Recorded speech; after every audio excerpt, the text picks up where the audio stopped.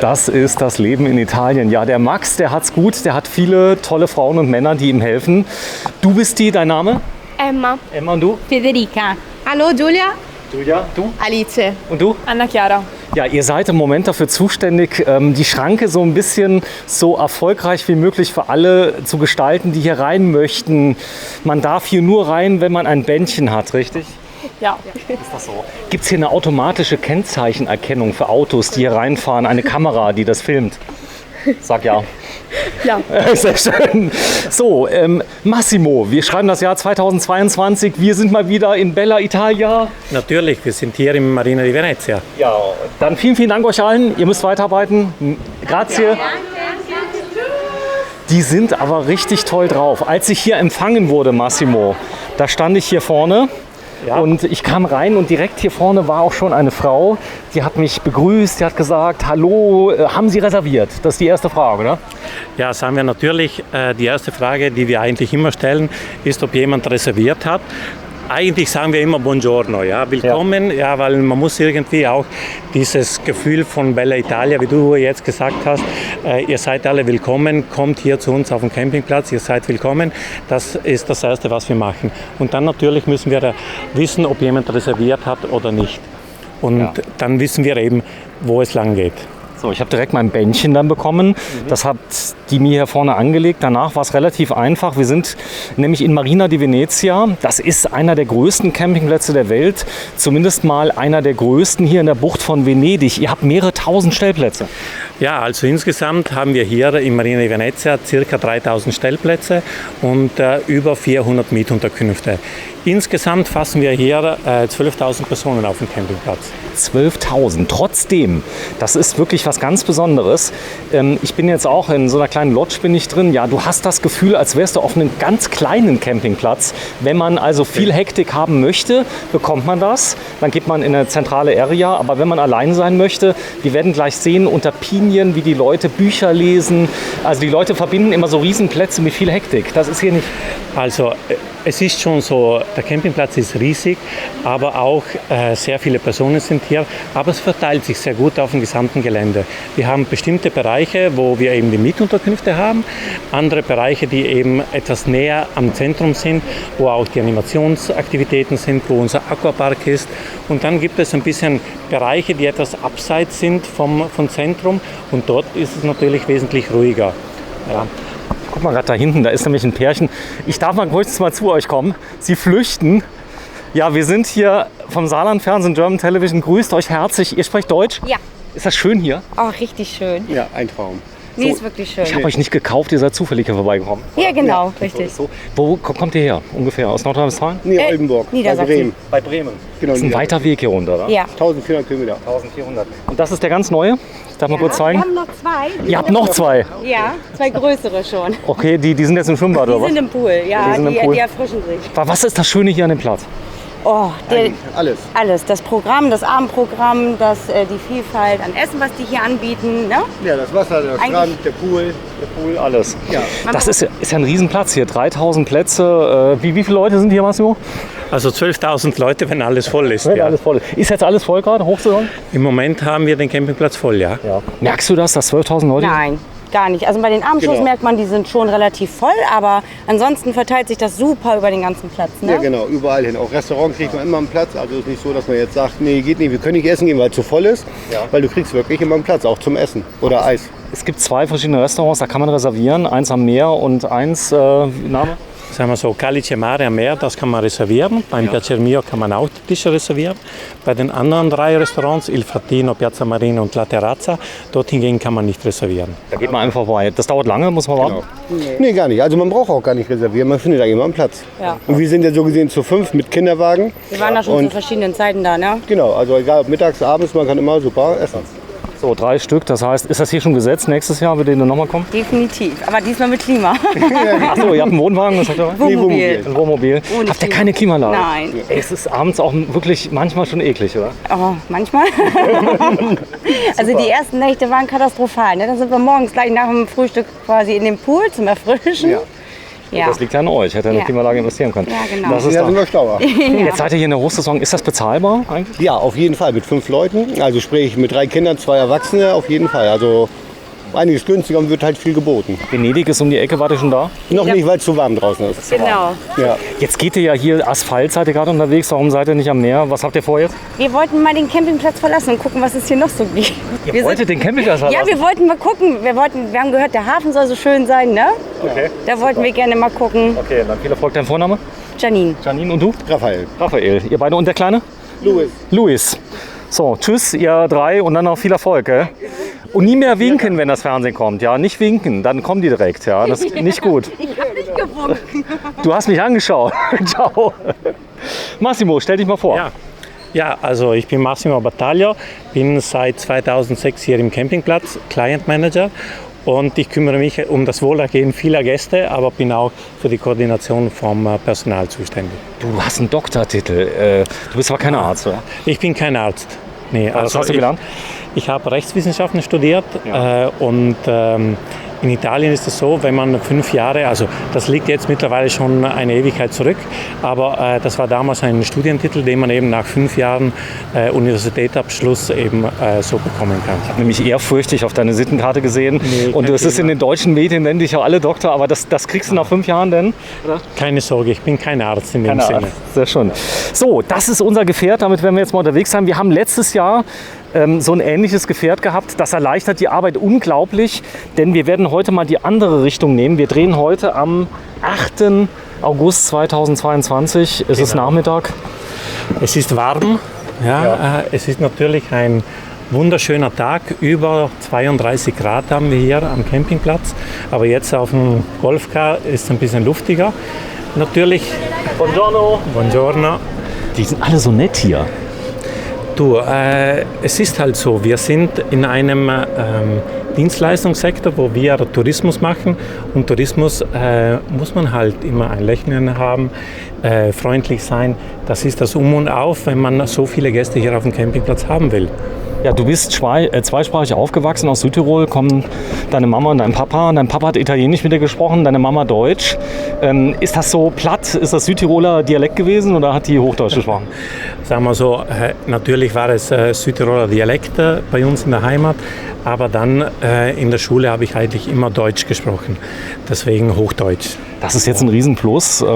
Der Platz ist unglaublich deutsch, muss man sagen. Es sind viele Italiener hier, auch ein paar Franzosen, aber sehr viel Deutsch sprechende. Österreicher, Schweizer, Deutsche. Also man kann schon sagen, dass der Campingplatz hier sehr international ist. Ja, wir haben hier natürlich sehr viele verschiedene Gäste aus ganz Europa. Der Großteil aber kommt natürlich aus Deutschland. Dann haben wir sehr viele Gäste aus Italien. Und natürlich auch Österreich, Schweiz, Dänemark, Holland, Frankreich, England, Irland. Also das sind auch Generationen, die jetzt sehr viel dazugekommen sind. Massimo, da vorne ist mein Sohn. Hallo Oskar. Ihr macht jetzt was gerade? Schwimmen gehen. Schwimmen gehen. So, das ist eine Ferienfreizeit. Mein Sohn kam gerade vorbei. Den habe ich abgegeben. Der hat nachmittags und vormittags für große und kleine Kinder habt ihr verschiedene Gruppen. Natürlich, also wir haben verschiedene Aktivitäten hier auf dem Campingplatz und das ist eben nach Altersgruppen gegliedert und auch nach verschiedenen Aktivitätstypen, zum Beispiel sportliche Aktivitäten oder künstlerische Aktivitäten, Tanzaktivitäten. Jetzt in diesem Fall, das ist die Teenie-Group, die jetzt wahrscheinlich etwas Gemeinsames im Schwimmbad unternehmen werden. Man muss auch keine Angst haben, man kriegt viele Fragen gestellt. Zum Beispiel, darf das Kind alleine nach Hause gehen? Das ist so eine Frage, die oft gestellt wird, oder? Ja, sagen wir so, der Campingplatz ist sehr groß und nicht alle sind sehr fühlen sich hier oder wissen, wie nach Hause kommen. Deswegen ist es für uns auch immer sehr wichtig, dass die Kinder eben schon oder die Eltern wissen, ob das Kind jetzt selbstständig nach Hause gehen kann oder nicht. So, hier ist ein riesen Golfplatz. Wir gucken uns den mal ganz kurz an. Wenn du gerade die Warnblinker anmachst, er fährt mal rechts an, er parkt. Das ist so cool. Der Golfplatz, das ist so eine Geschichte für Mama und Papa, wo das Kind immer sagt oder die Mama immer sagt, ja. Boah, die waren aber schnell. Ja, eigentlich immer besser wäre es, wenn man ein Schritttempo einhält.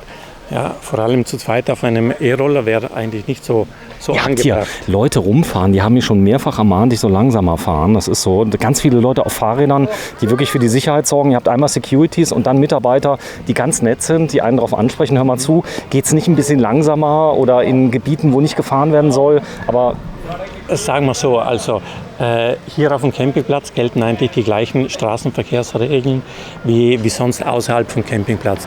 Und das Wichtigste dabei ist eigentlich immer, dass man Rücksicht nimmt auch auf die anderen Fahrer hier auf dem Campingplatz. Und ein bisschen vorsichtig zu fahren, ist das um und auf. Schritttempo, hier kann ein Kind von jeder Ecke einmal rauskommen oder ein anderer Fahrer.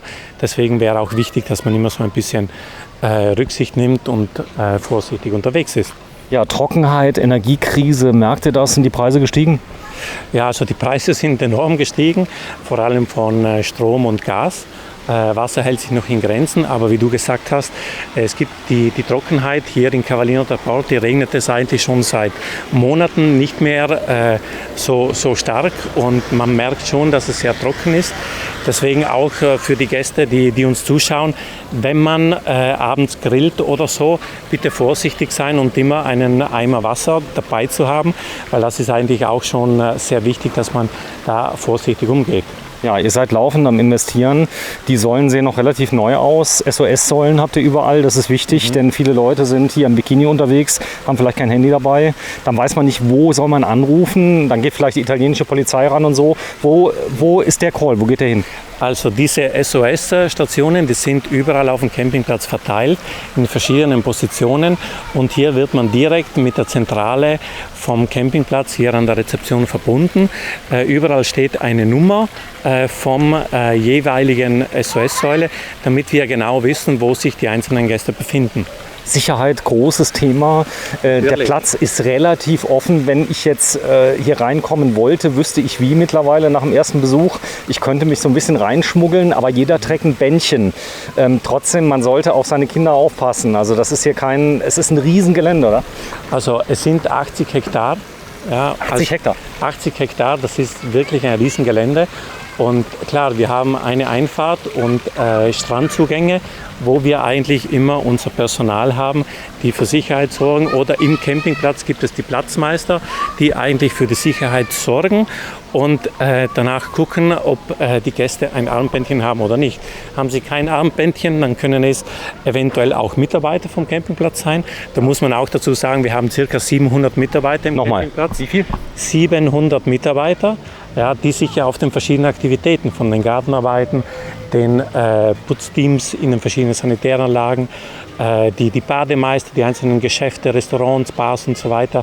Also insgesamt 700 Leute, die hier für das Wohlergehen von 12.000 Personen arbeiten. Ja, ich zeige es mal gerade hier vorne in Gold aufgestickt, ein 5-Sterne-Campingplatz.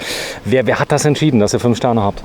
Also 5 Sterne, im Grunde genommen ist die italienische Gesetzgebung sieht vor, 5 Sterne kann man nur haben, wenn man bestimmte Dienstleistungen hat oder wenn man in ein bestimmtes Verhältnis ist von Duschen, Toiletten im Verhältnis zu den Personen, die hier eben den Urlaub verbringen. Das ist eine Klassifikation. Auf der anderen Seite gibt es auch Klassifikationen vom ADAC, DCU, AMWB, TCS und so weiter, also viele Campingführer, die auch eine Bewertung abgeben, wie der Campingplatz klassifiziert ist. Und dann gibt es die Bewertungen der Gäste. Gästebewertungen sind uns extrem wichtig und wir sind immer froh, wenn die Gäste entweder den Fragebogen oder auf den verschiedenen Internetportalen uns eine Gästebewertung abgeben. Einerseits, um zu sehen, wie unsere Qualität ist, aber auf der anderen Seite können wir auch erfahren, ob irgendetwas nicht so gelaufen ist, wie eigentlich der Gast sich das erwartet hätte. Hand aufs Herz, du nimmst ja wahrscheinlich die Gästebewertungen und die gehen direkt Ablage P, oder? Papierkorb. Nee, überhaupt nicht. Also ich lese mir normalerweise einen großen Teil der negativen Bewertungen, also beziehungsweise alle negativen Bewertungen schaue ich mir selbstverständlich durch. Daran habe ich ein Team von Mitarbeiterinnen, die sich eben darum kümmern, die einzelnen Bewertungen auch zu klassifizieren. Wirklich, ja. Ehrlich. Also ja, guckst ehrlich. dir alle an. Ich war heute am Telefonieren, da hast du mit jemand anderem telefoniert, da hast du mir das nochmal erzählt. Für euch sind die Bewertungen quasi ganz großer Spiegel. Wie viele Leute bewerten denn positiv? Ist die Zahl gut? Weil du weißt, bei Google alles unter 4,3 ist ein Problem. Seid ihr gut? Ich glaube, wir sind bei 4,7 oder 4,8. Das ist richtig gut. Ja. Also das ist gut, super, aber sagen wir wollen doch immer auch auf den Feinheiten arbeiten, weil man kann irgendwo nie sich festhalten oder einfach warten, bis etwas schlimmer wird. Ja, für uns ist es wichtig, kontinuierlich und ständig zu investieren. Ja, jedes Jahr investiert Marina di Venezia sehr viel, um eben die Strukturen wieder modern zu behalten, aufs Neue aufzupolieren. Und wir wollen auch immer, oder wir sind auch immer sehr bestrebt, auch Neuigkeiten einzuführen. Und da ist es wichtig, auch kreativ zu sein, auch von den Gästen irgendwo ein Feedback zu bekommen. Ja, was erwartet sich der Gast heutzutage von einer 5-Sterne-Struktur? Wir natürlich haben unsere Meinung, aber die Gäste, die direkt die Campingstruktur benutzen, die können uns da schon hilfreiche Tipps geben, was sie sich hier bei uns erwarten. So, vielen Dank. Bis gleich.